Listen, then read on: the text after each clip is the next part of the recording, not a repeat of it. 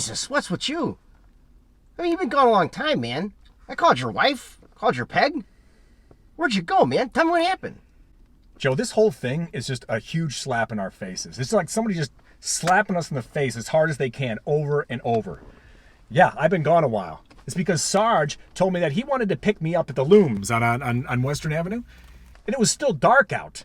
So, I'm out of it. I don't pay attention at first, but he doesn't take the Ryan, right? He takes Halstead all the way down. So it's red light, green light, all the way down to 35th, and he did it on purpose. Mm-hmm. You know why? Because they want to wear us down. They want us tired and hungry so that when they ask us to comply, we will. Do you know I have to go through 6 levels for this thing? 6 levels. It's so childish, Joe. It's like they're playing childish games with us, and it's all under the umbrella of safety. 6 levels? Come on. Yeah. Level 1 is the 4th floor of the building. It's a counseling session. 2 commanders sit you down. They say, hey, is it an error in our reporting that the system shows that you haven't uploaded your COVID vaccine status? Counseling session. Yeah, counseling session. So I said, this is ridiculous. I'm out of here. After the first round, I just walked out. I was done. Yeah. I was done. But then you know what? I'm sitting on the corner, and I'm looking across Michigan, and I see De La Salle football practice, and I'm thinking, can my peg and I ever afford a high school like this? A nice one. And not if I lose my job. We have a nice little nest egg thanks to Dave Ramsey, but if I lose my job and her mom is not doing well, we're going to have to pay for her. Yeah, I wish I was better with money. Yep. I could hold out longer.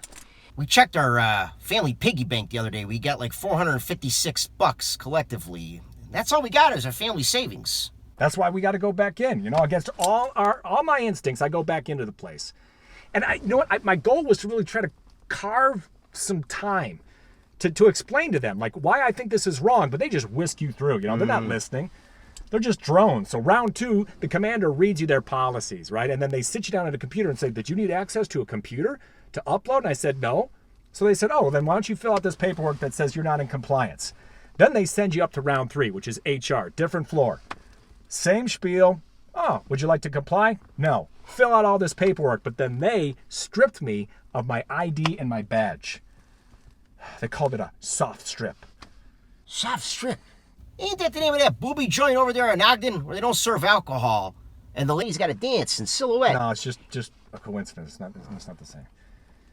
So, 4th level, different floor. But this one was for all the marbles because you have an administrator, right? And she says, I give you a direct order. She reads the date, she reads the time, it's all official. And you see like all the CPD brass and the City Hall VIPs, they're all around and they're watching, they're getting a big kick out of this, And of course they're all wearing masks, and it's just, I'm telling you, man, those people, they're a bunch of bad actors. Masks? Like Chucky? No, not head masks, Joe. Face masks, like for COVID, N95. Jeez, yeah, I don't know why, I went there anyway. Go on. Yeah, go on. That's it. I had to upload my information into the system. Yeah, you don't want to see our number over this. No. You know what? This is just a big political tug of war over our medical information. And I was sure that I was going to say no, and then just try to cross the next bridge when I got there. But I had to do what I had to do.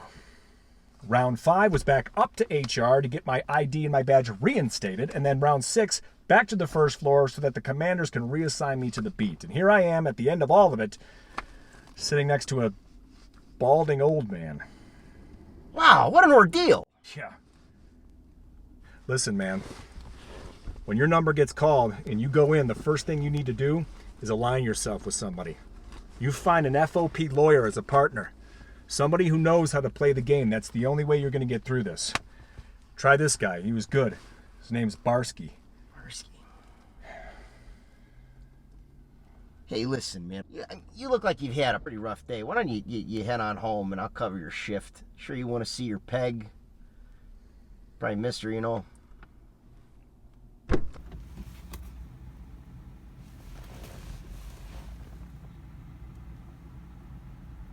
No. Okay. I don't need to see her. Okay. She's fine. Sure. Oh, and I saw Detective Omashinsky there, too. I'm right in the middle of, uploading all my vaccine status to the portal, and the guy comes up to me, he's like, hey, Reidy, have you seen my brother lately? And I was like, have I seen your brother lately? I was like, dude, get out of here. Get away from me. He's like, no. Oh, he's got the gastric bypass. He's all skinny now. And I'm like, are you kidding me right now? Like, in the middle of this whole thing, a detective comes up and he asks me if I've seen his brother. It was so random.